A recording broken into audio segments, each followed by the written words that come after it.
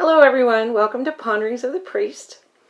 Today what I'd like to ponder with you is what do we do when we find ourselves in the desert, metaphorical deserts of our lives. As I shared on Sunday in the sermon, our band of 19 in our mission trip returned from the desert in Arizona early Saturday morning, and it's led me to ponder about desert experiences.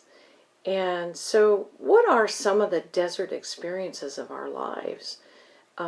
They are health issues, relationship issues, work difficulties, financial struggles, and sometimes we even feel in the desert with God, in our relationship with God, and where is God, and I feel alone and utterly abandoned. And it's hot and it's miserable and I'm afraid I might die somehow, spiritually.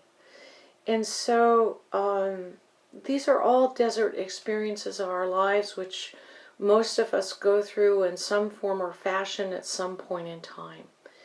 And so if we acknowledge that this is something that we all go through, we can also start to together ponder and look for what our solutions are.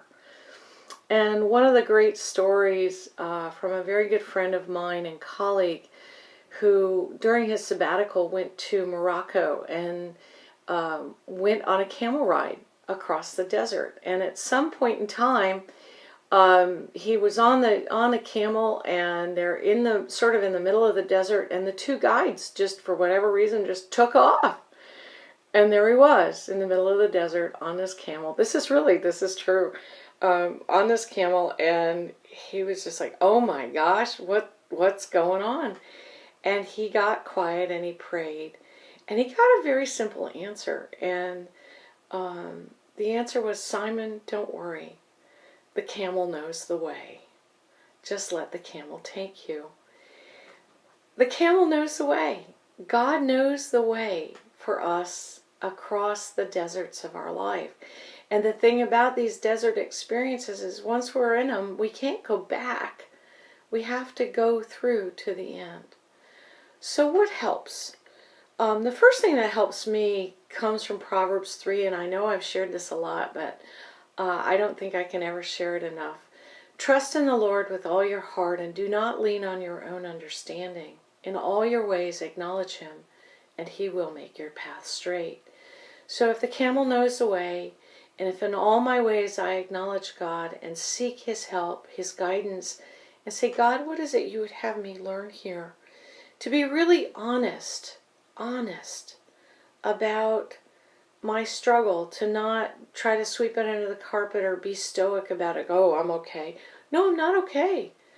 I'm scared, depending on what it is in my life, what those issues are.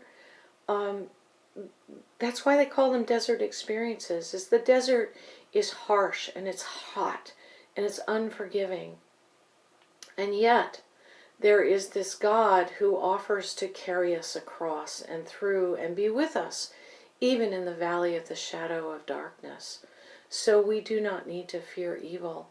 And our paradoxical solution in this is to let go, to stop struggling, to stop trying to manage the outcome, and to just ride the camel and not try to direct it. Because if I'm trying to steer that thing, it'll go where I take it.